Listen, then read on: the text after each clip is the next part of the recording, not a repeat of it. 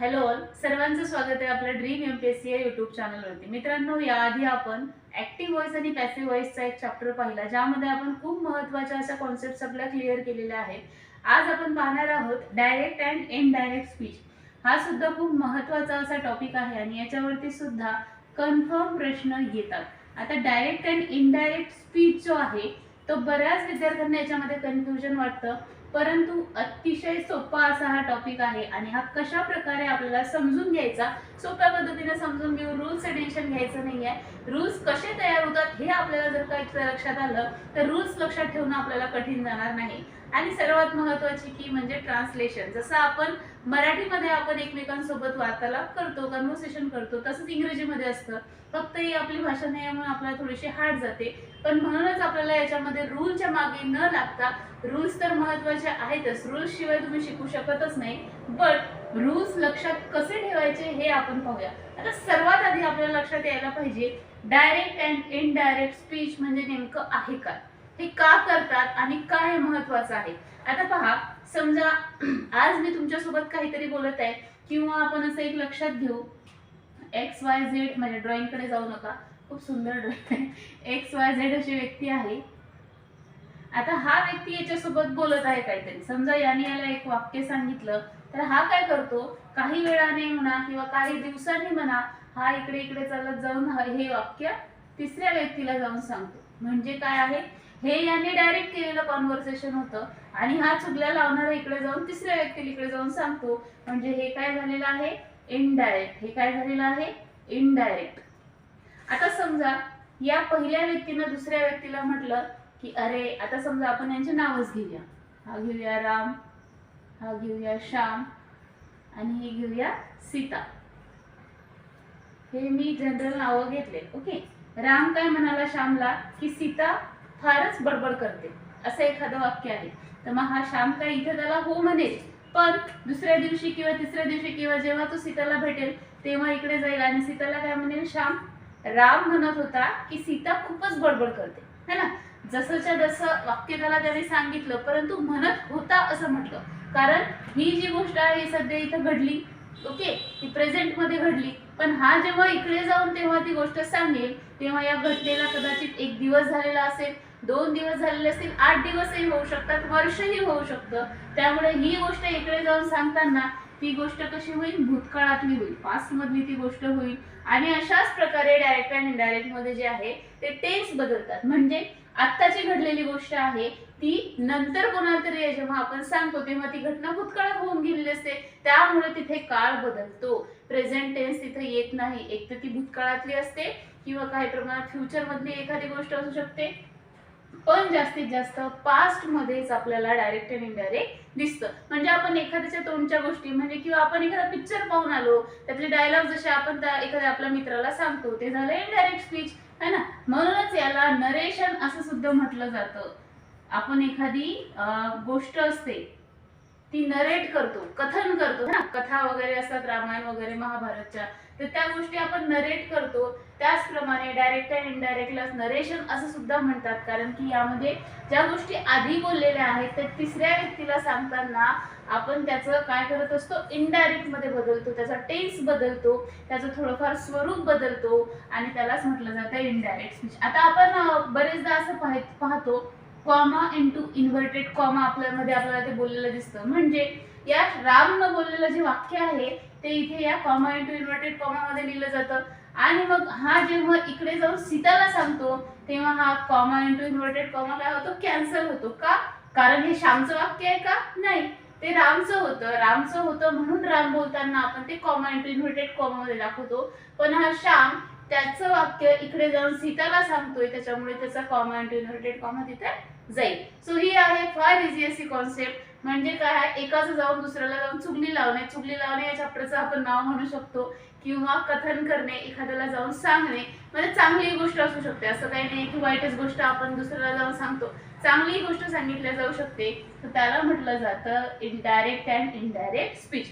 Direct दोघातलं conversation आणि हे इकडे काय आहे तर इनडायरेक्ट. जसं आपण इकॉनॉमिक्स मध्ये टॅक्स पाहिलेला आहे, डायरेक्ट टॅक्स आणि इनडायरेक्ट टॅक्स. इनडायरेक्ट टॅक्स कसा ग्राहकावरती बसतो, त्याचप्रमाणे इथं इनडायरेक्ट कॉन्व्हर्सेशन जे आहे ते दोघांमधलं नसून तिसऱ्यानं म्हटलेला तो दुसरा तिसऱ्याला तिथे सांगत असतो. सो अशा प्रकारे आपल्याला ही कॉन्सेप्ट जी आहे ती लक्षात घ्यायची आहे. आता याच्यातले मग वाक्यही बदलतील, रूल्स का तयार झाले, कशा प्रकारे रूल्स बदलले, का बरं ते तिथे शब्द बदलतात, मग ते सुद्धा आपल्याला याच्यावरून आता लक्षात येईल. आता राम इथे स्वतःबद्दल बोलताना मी म्हणेल, राम जर इथे बोलत असेल श्यामला, राम म्हणत असेल की मी खूप हुशार आहे, तर मग हा श्याम इकडे सीताजवळ जाऊन काय म्हणेल, राम म्हणत होता की तो खूप हुशार आहे.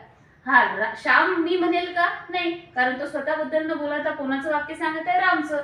मग राम इथं स्वतःसाठी मी वापरेल, परंतु श्याम राम बद्दल बोलताना मी वापरेल का, नाही, तो वापरेल. आणि असंच इंग्रजीमध्ये सुद्धा बदलतं की आय म्हटलं रामने, तर आपण इथे त्याला सीताला सांगताना काय म्हणू, ही म्हणू, मुलगी असेल तर शी म्हणू, असं अनेक वचन असेल तर दे म्हणू, देम म्हणू. अशा प्रकारे तिथे वाक्य बदलतात, शब्द बदलतात. आता ते कसं कसं बदलतं आणि त्याचे एक्झॅक्ट रूल्स काय आहेत, त्या रूल्सचा आपल्याला बाऊ न करता समजून घेऊन जर का आपण केलं तर खूप इझी हा चॅप्टर आहे आणि आपल्याला म्हणूनच त्याच पद्धतीने ते समजून घ्यायचं आहे.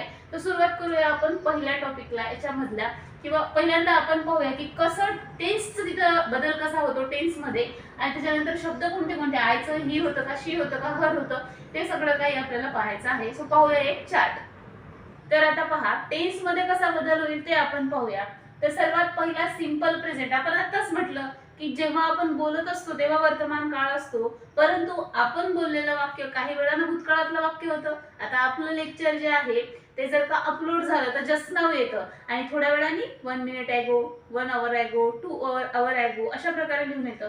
तसंच सिंपल प्रेझेंट मधली गोष्ट थोड्या वेळाने काय होणार आहे, भूतकाळातली होणार आहे. म्हणजे जर का डायरेक्ट स्पीच मधलं वाक्य सिंपल प्रेझेंट मधलं असेल, आपल्या या कॉमा इंटू इन्व्हर्टेड कॉमा मध्ये जर का सिंपल प्रेझेंट मध्ये दिलेलं वाक्य असेल, त्याचं जेव्हा आपण इनडायरेक्ट स्पीच करू तेव्हा त्याचं काय करावं लागेल, आपल्याला सिंपल पास्ट करावं लागेल. काय करावं लागेल, सिंपल पास्ट. प्रेझेंटचं पास्ट एवढं जर तुम्ही लक्षात ठेवलं तर खालचं सगळं लक्षात राहते. पहा, simple present become simple past. Then present continuous जर का असेल तर त्याचा काय होईल, पास्ट कंटिन्युअस होईल. प्रेझेंट कंटिन्युअस होईल असेल त्याचा काय होईल, पास्ट कंटिन्युअस. आणि आपल्याला ऑप्शन येतात, त्याच्यामुळे काय टेन्शन घ्यायचं काम नाही. आपली एलिमिनेशन जी मेथड आहे ती यूज होणारच आहे. ती कशी, त्यासाठी तुम्हाला पूर्ण व्हिडिओ पाहावं लागतील. सो नेक्स्ट आहे पहा, प्रेझेंट परफेक्ट असेल काय होईल, पास्ट परफेक्ट. एक लक्षात घ्या, फक्त कोणतीही प्रेझेंटची गोष्ट पुढे जाऊन भूतकाळातली होणार आहे, त्याच्यामुळे जिथे जिथे प्रेझेंट दिसतंय तिथे तिथे काय आहे, पास्ट, पास्ट आणि पास्ट. ओके. आता पास्ट मधलीच जर का गोष्ट असेल, सिंपल पास्ट मधलीच जर का गोष्ट असेल तर ती कदाचित सिंपल पास्टच राहील किंवा पास्ट परफेक्टही त्याचा होऊ शकतो. म्हणजे एखादी साध्या भूतकाळातली बोललेलं वाक्य असेल तर ते ॲज इट इज राहू शकतं. ॲज इट इज म्हणजे जसंच्या तसं राहत नाही, त्याचा काळ तोच राहतो. ते आपल्याला उदाहरणं पाहू तेव्हा लक्षात येईल, तेव्हा आपल्याला हे सगळं लक्षात ठेवायचं आहे. त्याच्यामुळे हे सगळं तुमच्याकडे असणं आवश्यक आहे. आणि याचे तुम्ही छोटे छोटे चार्ट्स बनवून ठेवा. डेली रिव्हिजन मध्ये जर का ते असतील तरच ते आठवेल. जितकी जास्त रिव्हिजन, जितकी जास्त एक्झाम्पल्सची प्रॅक्टिस कराल तितकं इंग्रजी व्याकरण सोपं वाटेल. जेवढं जेवढं तुम्हाला त्याचं बाऊ कराल, रूल वाचाल, पुस्तकात घुसाल, पुस्तकात टेक्निकल जे लिहून दिलं असतं, पुस्तकं वाचू नका असं मी नाही म्हणत आहे, बट तुम्हाला या गोष्टी रूल्स पेक्षाही जास्त इम्प्लिमेंट करून लक्षात राहतील. त्याचा आपल्याला डेली लाईफ मध्ये वापर करता यायला पाहिजे, किंवा त्याच्याशी ऍटलीस्ट सांगड तरी घालता आली पाहिजे, जेणेकरून आपल्याला ते समजायला सोपं जाईल. आणि एकदा समजलं की मग सोडवायला त्याच्याहून सोपं जाईल आणि लवकर पोस्ट निघेल. नेक्स्ट आहे बा आपला पास्ट परफेक्ट आहे. पास्ट परफेक्टचं वाक्य असतं ते पास्ट परफेक्टच राहील. भूतकाळातली घटना भूतकाळातली जशीच्या तशीच राहील, त्यात काही बदल होणार नाही. नेक्स्ट आहे present perfect continuous. Again present आला त्याचं काय होईल, past. Present perfect continuous become past perfect continuous. तर याच्यावर प्रश्न नाही विचारत आपल्याला की बा पास्ट परफेक्टचं वाक्य असलं तर त्याचा इनडायरेक्ट होताना काय होईल, असं नाही विचारत. आपल्याला एक्झाम्पल्स असतात, याच्यासाठी आपल्याला आधी टेन्स माहित पाहिजे. टेन्सचे सगळे प्रकार जे आहेत ते आपल्याला माहित पाहिजे. कशाला, पास्ट परफेक्ट मध्ये हेच जर समजलं नाही, हे वाक्य कोणत्या काळातलं आहे हेच जर समजलं नाही, आपण पुढे नाही जाऊ शकत. त्यामुळे टेन्स आपले पक्के असणं आवश्यक आहे. जर तुमची इच्छा असेल, कमेंट्स आल्या तर आपण टेन्स वरती सुद्धा लेक्चर घेऊ, जेणेकरून तुम्हाला पाहिल्या वाक्य कोणत्या काळातलं आहे हे लक्षात आलं पाहिजे. आणि जर का ते लक्षात आलं तर change the voice is easy, आणि हे direct and indirect is also easy. Okay. Next आहे पहा present perfect continuous become past perfect continuous. आता जर का पास्ट परफेक्ट कंटिन्युअसचं वाक्य असलं, आताच आपण पाहिलं पास्टचं वाक्य पास्टच राहील, past perfect become past perfect. So past perfect continuous जर का वाक्य असेल तर ते काय राहील, पास्ट परफेक्ट कंटिन्युअस. ओके, आलं लक्षात? काहीच नाही, एक लक्षात घ्या फक्त, एखादी घडलेली घटना जर आपल्याला सांगायची असेल तर ती आपण झाली, होती, तो म्हणाला होता, त्यानं असं म्हटलं होतं, अशा प्रकारे सांगतो. वो बोला किया, उसने ऐसा किया. शब्दात बदल होता, फेरफार जी होते मराठीमध्ये तीच इंग्रजीत होते. फक्त ही इंग्रजीतली आहे म्हणून आपल्याला वाटतं की काहीतरी नियम आहे. नियम नाही आहे, जनरल आहे. तुम्हाला मी कालही सांगितलं आणि एक्झाम्पल्स सोडवताना आधीच्या लेक्चरमध्ये सांगितलं, काल आपलं लेक्चरच झालं नाही. आधीच्या एक्झाम्पल्स मध्ये सुद्धा सांगितलं की तुम्ही जर का ट्रान्सलेशन केलं तुम्ही सहज प्रश्न सोडवू शकता, पण ट्रान्सलेशन करता येत नसेल तर ऍटलिस्ट मग अशा काही ट्रिक्स आपल्याला माहिती पाहिजे, काही असे शब्द माहिती पाहिजे जेणेकरून आपल्याला आन्सर पर्यंत पोहोचता येईल, एलिमिनेट करता आले पाहिजेत ऑप्शन. त्यासाठी काही छोट्या छोट्या गोष्टी जर का लक्षात राहिल्या आपल्या तर ते खूप इझी होतं. ओके, सो एवढा चार्ट तुम्ही लिहून काढा, छोटे छोटे चार्ट बनवून तुम्ही जिथे अभ्यास करत असाल तिथे स्टिक करा, जेणेकरून तुम्हाला ते रिव्हिजन मध्ये राहतील आणि त्याच्यावरून उत्तर तुम्हाला काढता येईल. आता याच्या पुढे पाहूया आपण की शब्द कसे बदलतात वाक्यांमधले, आणि मग आपण जर एक्झाम्पल्स वर, हा जर व्हिडिओ खूप मोठा तर तो आपण एक्झाम्पल आधी पाहूया शब्दांमध्ये काय बदल होत होतो, आणि तेही आपल्याला पाठ नाही करायचं आहे, फक्त समजून घ्यायचं आहे आणि तुम्ही इझिली सोडू शकाल.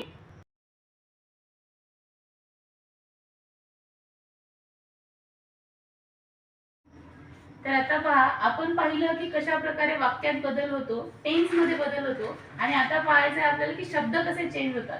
तर आता पहा, आपण आताच पाहिलं की सिंपल प्रेझेंट जर का असला, सिंपल प्रेझेंट म्हणजे साधा वर्तमान काळ जर का असला तर त्याचं काय होतं, सिंपल पास्ट.